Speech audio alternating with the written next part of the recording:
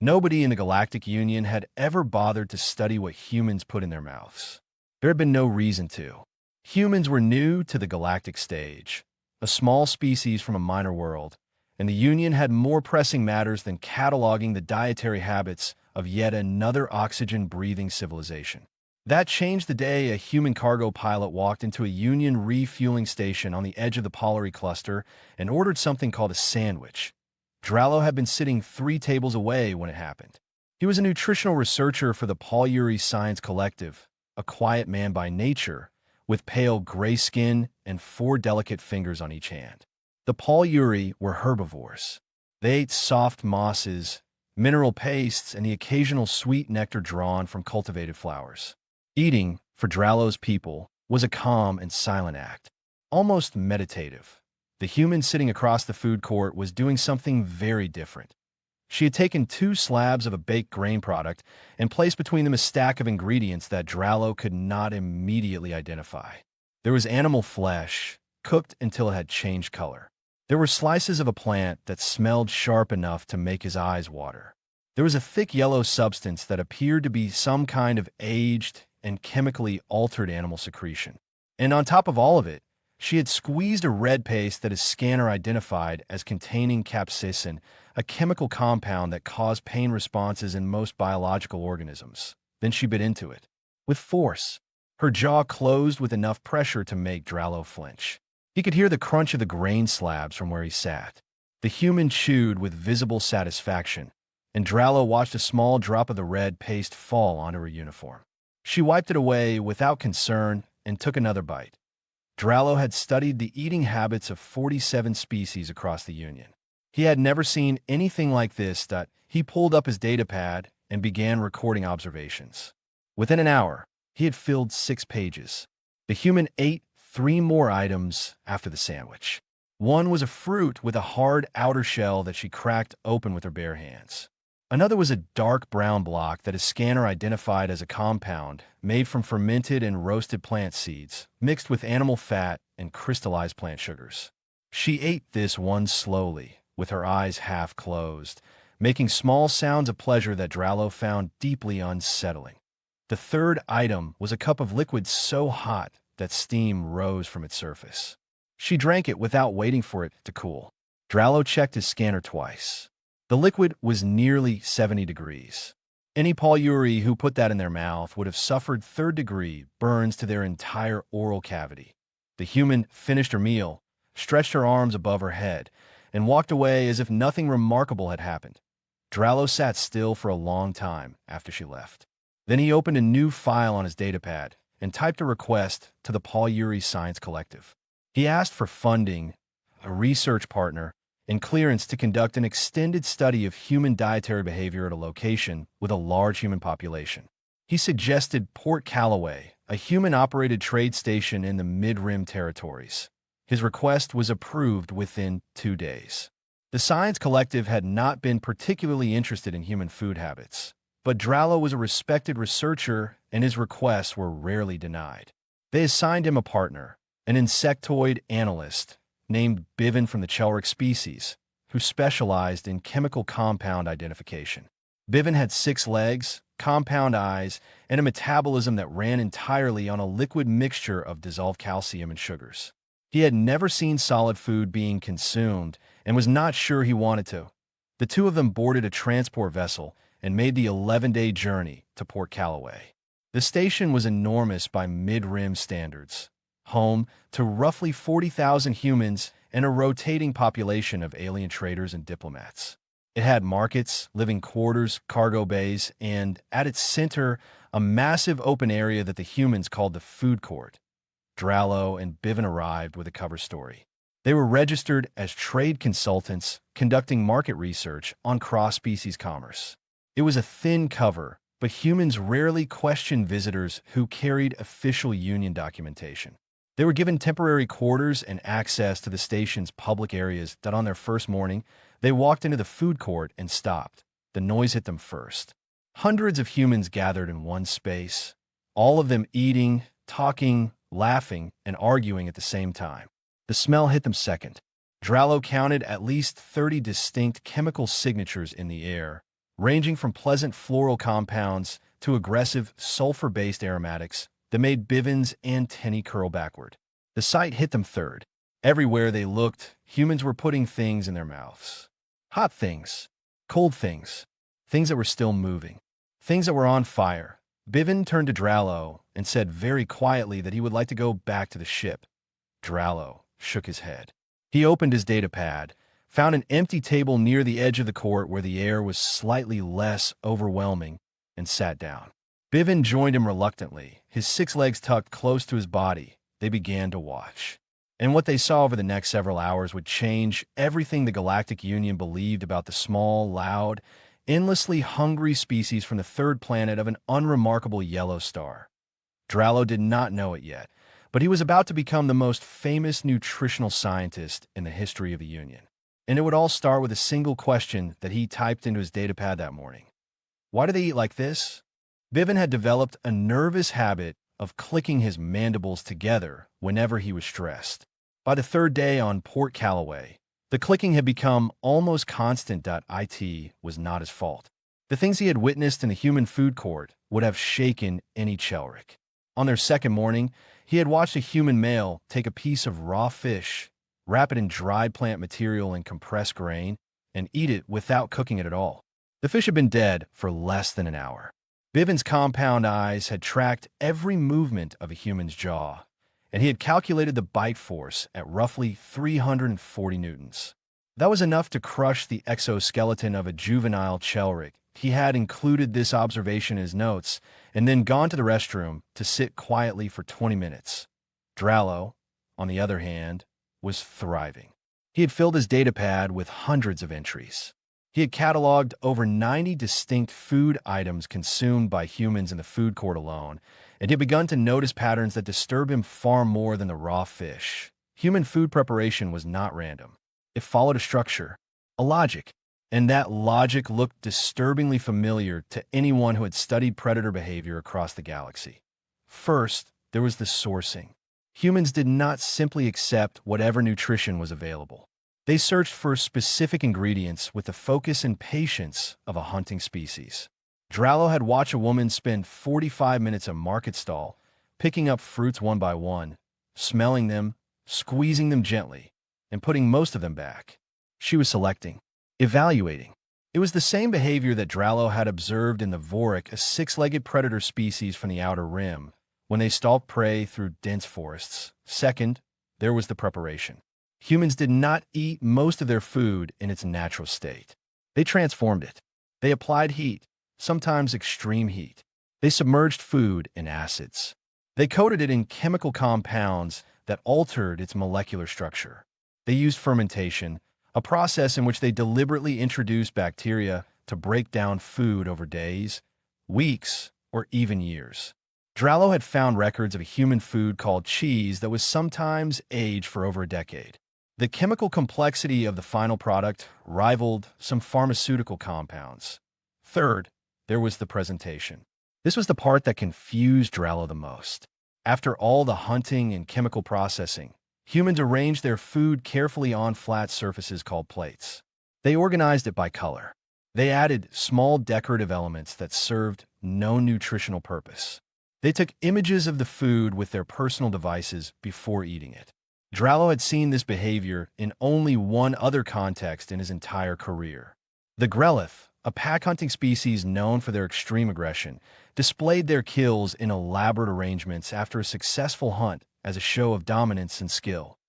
Humans were doing the same thing.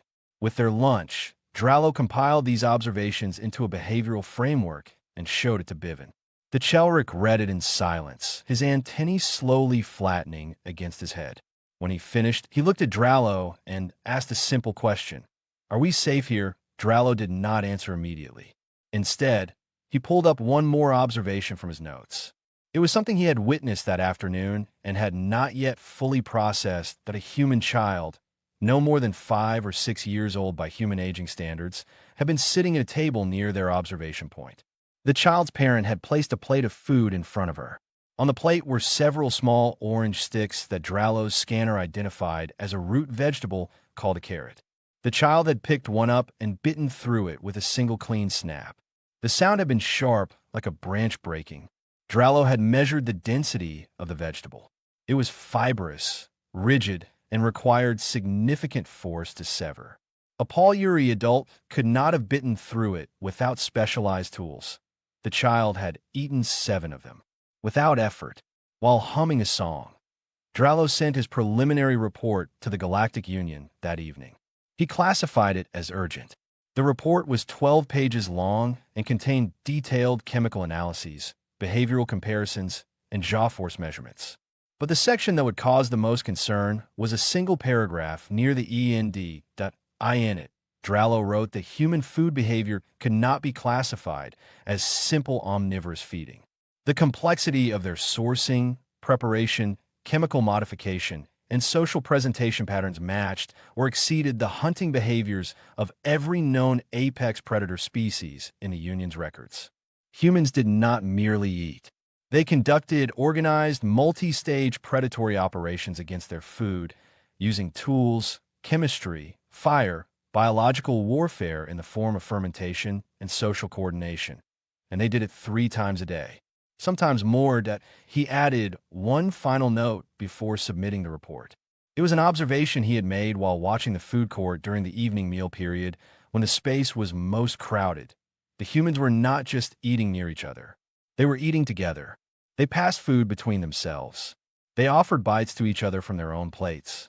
They argued about which preparation methods were superior, sometimes with a passion that bordered on genuine anger.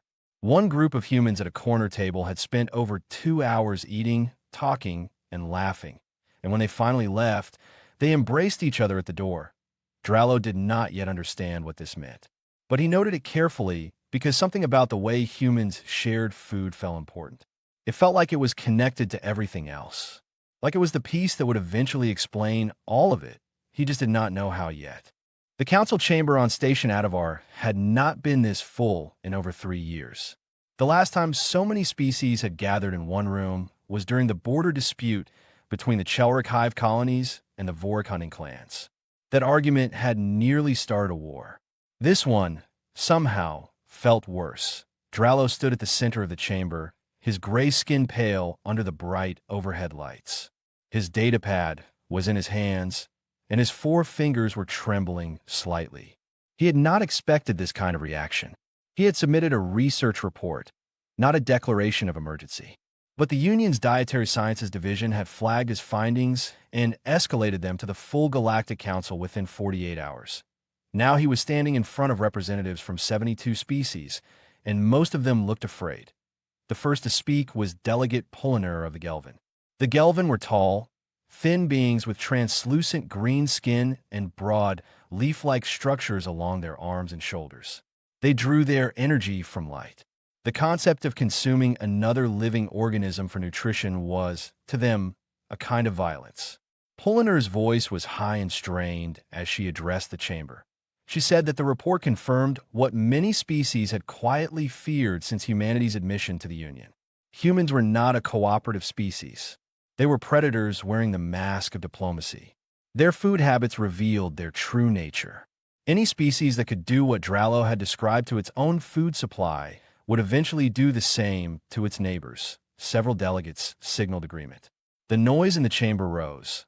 Next was Delegate Moron of the Relevi. The Relevi were soft-bodied, slow-moving creatures who consumed predigested nutrient slurries through absorption membranes. They had no teeth, no jaws, and no concept of chewing. Moron spoke calmly but firmly. He proposed that humans be reclassified from cooperative species to apex predator under Union taxonomy. This reclassification would trigger automatic restrictions on human trade, travel, and military capacity.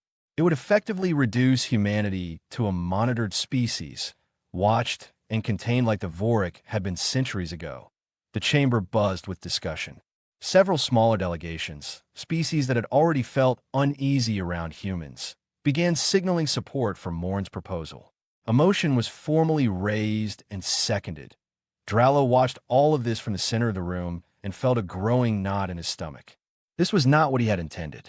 His report had been a scientific document. Data, observations. He had not written it as a warning. He had written it because the data was genuinely remarkable. Human food behavior was unlike anything in the Union's records. That did not automatically make it dangerous. But before he could speak, another voice rose from the upper tier of the chamber. IT belonged to Asura, a Mevali diplomat who had served on the council for over 30 years. The Mevali were amphibians, small and round, with wet, dark skin and large golden eyes. They were not a powerful species. They held no major territories and controlled no significant trade routes. But they were old members of the Union, and their voices carried weight because they rarely used them. Asura had lived among humans. She had spent 4 years on Earth as part of a cultural exchange program, one of only a handful of aliens who had ever done so. When she spoke, the chamber quieted. She said that the council was making a mistake. Not a small one, a dangerous one. She said she had read Drallo's report carefully, and it was excellent work. The observations were accurate. The data was sound. But the conclusion that the council was drawing from it was wrong, because the council had asked the wrong question. The council was asking what humans eat. The correct question, Asura said, was why. She turned to Drallo directly. She asked him if, during his time on Port Callaway, he had ever sat down and eaten a meal with a human. Not observed from a distance. Not scanned their food with instruments. But actually sat at their table and shared their food. Drallo admitted that he had not. Asura nodded slowly. She said that was the problem. She said that human food could not be understood through scanners and chemical analyses alone. It had to be experienced. The data was only half the story. The other half was something that could not be measured, and it was the half that mattered most. She proposed that the vote on reclassification be delayed. She asked the council to give Drallo 60 more days to continue his research with one condition. He had to go back to Port Callaway and actually eat with the humans. Not watch them, not study them from across a room. He had to sit at their tables, accept their food, and try to understand what it meant to them. The chamber was quiet for a long moment. Then Delegate Pulliner asked why they should risk 60 more days when the evidence was already clear. Asura looked at her with those large golden eyes and said something that Drallo would remember for the rest of his life. She said that in her 4 years on Earth, she had learned that humans express their deepest emotions not through words, not through gestures, but through food. When a human feeds you, Asura said, they're telling you something that they cannot say any other way. And if this council votes to condemn humanity without understanding that, then the Union will have made an enemy of the most loyal friend it could ever have. The vote on the delay passed by a narrow margin. Drallo was given his 60 days. He left the chamber with his leg shaking and Asura's words still echoing in his mind.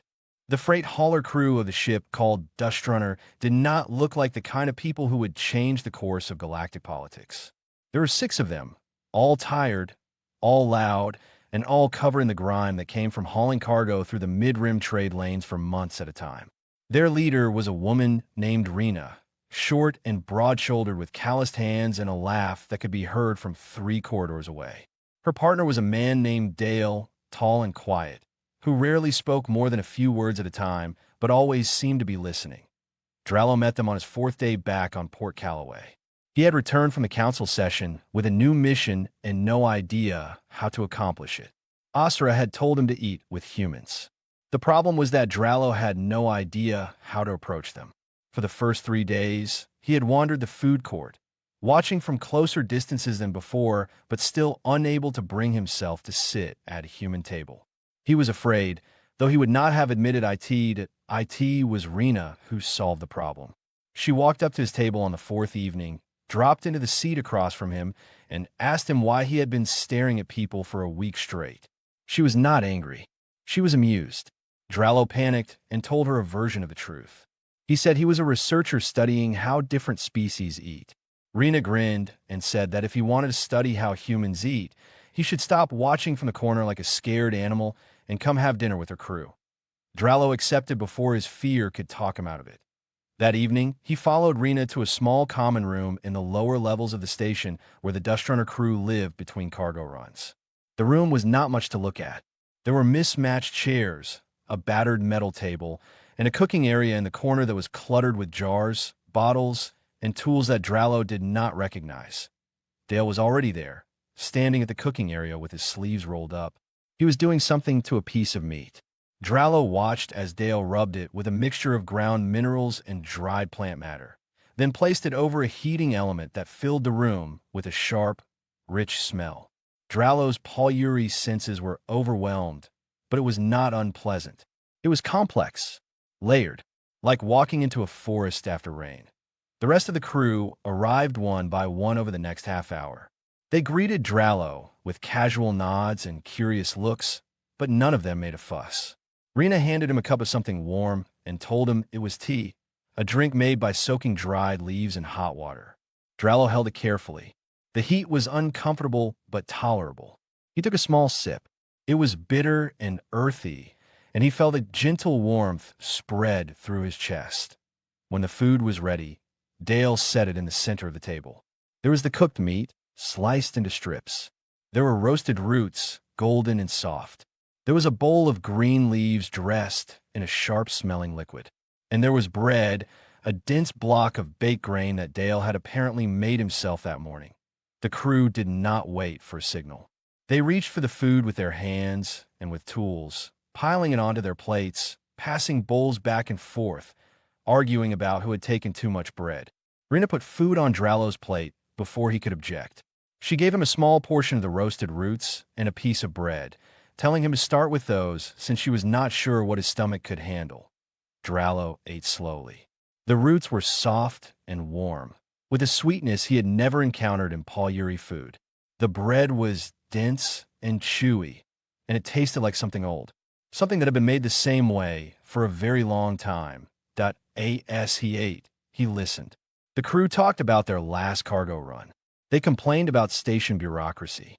They teased one of the younger crew members about a romantic interest on the station's upper level. Dale said almost nothing, but he refilled plates when they were empty and poured more tea when cups ran low. Rena held the table together with her voice, moving from one person to the next, checking in, laughing, steering conversations away from sore topics with a skill that Drallo recognized as leadership.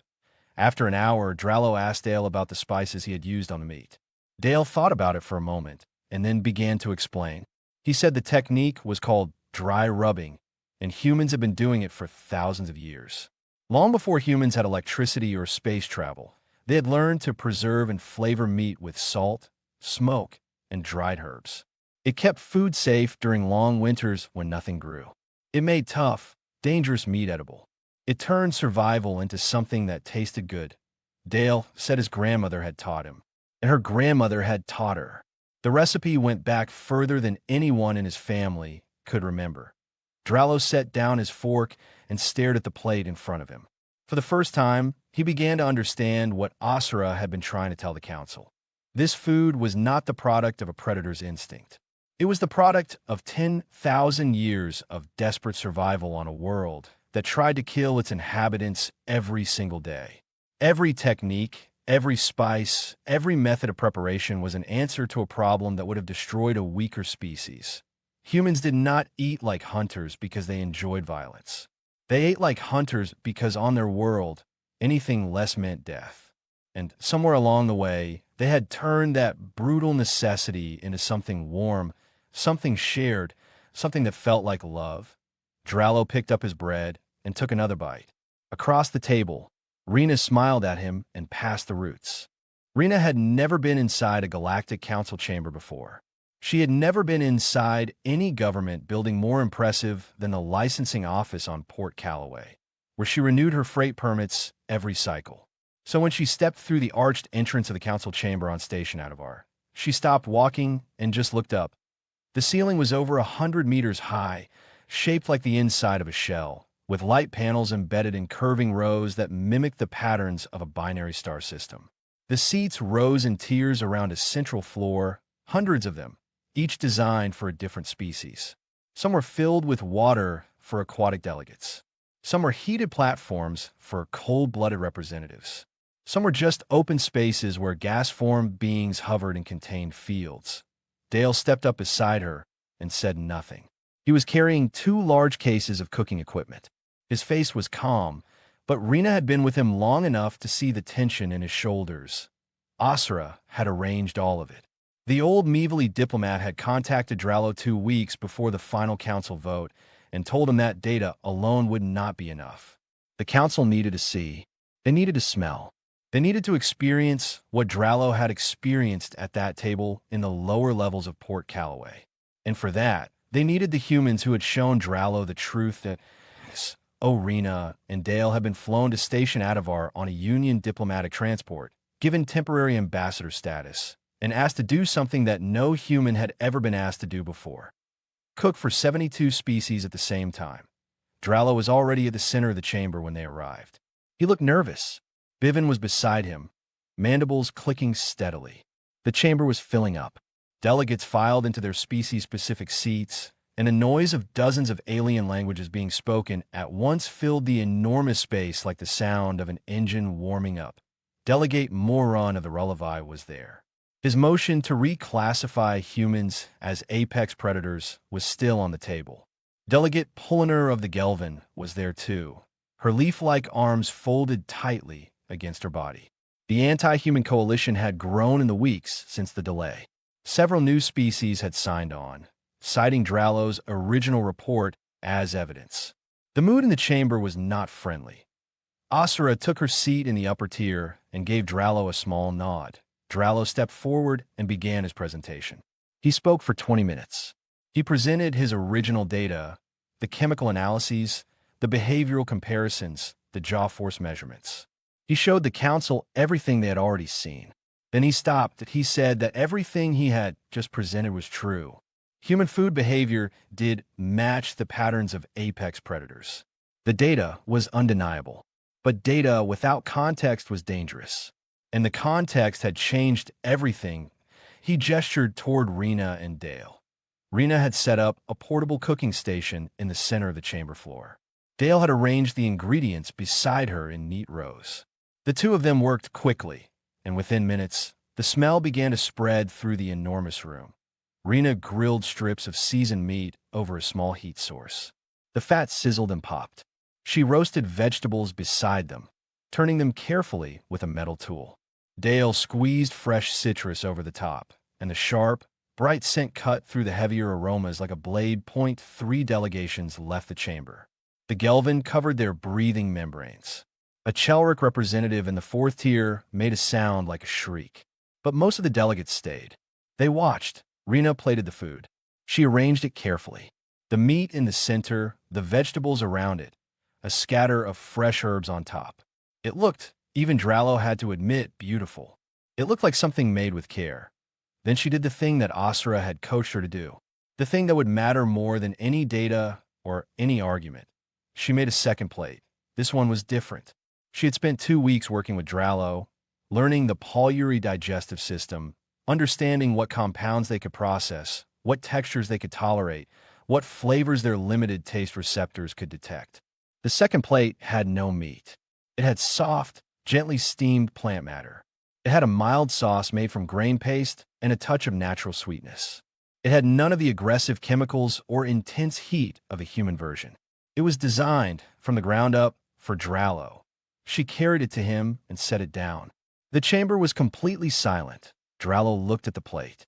Then he looked at Rena. She smiled and told him to try it. He picked up his utensil and took a bite. The flavor was gentle and complex. Warm. There was a sweetness to it that reminded him of the nectar flowers from his homeworld. But there was something else beneath it, a richness that he had no word for in the polyury language. It was, without question, the best thing he had ever tasted. Rena turned to the council. She said she was not a scientist, and she was not a diplomat. She was a freight hauler who cooked for her crew. But she wanted them to understand one thing about humans and food. She said that on Earth, when you care about someone, you learn what they can eat. You change your recipes. You adjust your methods. You make something new so they can sit at your table and feel welcome. Feeding someone is not a display of power. It is the opposite. It is how humans say that you belong here, that you are one of us, that you are safe. The chamber remained silent for a long time after she finished speaking. The vote was not even close. Delegate Morin's motion to reclassify humans as apex predators was defeated by a margin of 59 to 13. The 13 votes in favor came from species that had already made up their minds long before Rena set foot in the chamber. The rest of the council, including several delegates who had previously supported the motion, voted against it. Delegate Poliner of the Gelvin was among them. She later told a Union journalist that she had changed her mind the moment the human woman made a second plate. Not for herself, not for her own kind, but for someone whose body could not handle what she normally ate. That, Poliner said, was not predator behavior. That was something else entirely. The council did not simply reject the reclassification. They created a new category. It had never existed before in Union taxonomy, because no species had ever required it. The official designation was adaptive apex nurturer. It meant a species that possessed the physical and behavioral traits of an apex predator, but had redirected those traits toward community building, caregiving, and interspecies cooperation. Humans were the first and only species to receive this classification. Drallo's complete research paper was published 3 weeks later. It was 240 pages long and contained detailed analyses of over 300 human food items, 57 preparation techniques, and 12 cultural food rituals observed across different human populations on Port Callaway. The paper's title was simple. It was called Why They Eat Like This. Within a month, it became the most downloaded xenobiological study in the history of the Galactic Union Scientific Archive. The effects were immediate and far-reaching. Human food exports, which had previously been limited to a handful of bland, pre-approved items that passed Union safety standards, were reclassified under a new trade framework. Human spices, preserved meats, fermented products, baked goods, and prepared meals flooded galactic markets. Some species could not eat any of it. Others could only tolerate modified versions. But the demand was enormous because Drallo's paper had made human food the most talked-about subject in the Union. Human chefs became celebrities. Restaurants run by humans opened on stations across the mid-rim and inner territories. A Paul Urey food critic wrote a review of a human bakery on Station Adavar that became the most widely shared article in 3-star systems. The review described the experience of eating something called sourdough bread, a product made by cultivating wild bacteria in a flour mixture over several days and then baking it at high heat. The critic wrote that it tasted like patience. Rena and Dale returned to Port Callaway as minor legends. Their crew treated them exactly the same as before, which was exactly what Rena wanted. Dale went back to cooking in the small common room on the lower levels. The only difference was that now, sometimes, alien visitors would show up at their door, having heard about the freight hauler crew that had cooked their way into galactic history. Dale would look at them, say nothing for a moment, and then pull out an extra chair. Bivin resigned from the research project and took a position at a Union Cultural Exchange Center, where he ran a program that introduced Chelrick citizens to modified human foods. He never fully overcame his nervousness around human eating, but he developed a genuine fondness for a human drink called hot chocolate, which he consumed through a specially designed absorption tube. He said it made his thorax feel warm. Asra retired from the council 6 months after the vote. She gave a short farewell speech in which she said that in 30 years of diplomacy, the most important thing she had ever done was convince a scared Paul Urey scientist to sit down and eat bread with a freight hauler. She moved to a quiet colony world and spent her remaining years writing a memoir about her time on Earth. The book was called The Table, and its opening line read, "They set a place for me before they even knew my name." Drallo stayed on Port Callaway. He had been offered prestigious positions at 3 different Union research institutions, but he turned them all down. He said his work was not finished. He said he had studied human food for months, but he had only scratched the surface. There were thousands of human cultures, each with their own food traditions. There were dishes he had never heard of, techniques that went back further than human recorded history. He could spend the rest of his life studying it and never reach the end. But that was not the real reason he stayed. The real reason was a small restaurant that opened on the station's mid-level promenade 3 months after the council vote. Rena had opened it with money she had saved from 2 decades of freight hauling. It was a tiny place with 12 seats, a kitchen barely big enough for 2 people, and a hand-painted sign above the door that read, "Everybody eats." Dralla went there every evening. He sat at the same seat by the window. And every evening, Rena brought him something new, a dish she had been working on, something adjusted for his Paul-Yuri biology, something gentle and warm and carefully made that on the evening that this story ends, Dralla was sitting in his usual spot when Rena set a plate in front of him. It was a small portion of something soft and golden, with a faint steam rising from its surface. He looked at it and then looked at her. She said she had been experimenting with a grain from her home region on Earth, ground and slow-cooked with a sweet syrup made from tree sap. She said on Earth, people ate it on cold mornings. She said it was what her mother used to make when Rena was small and the world outside was dark.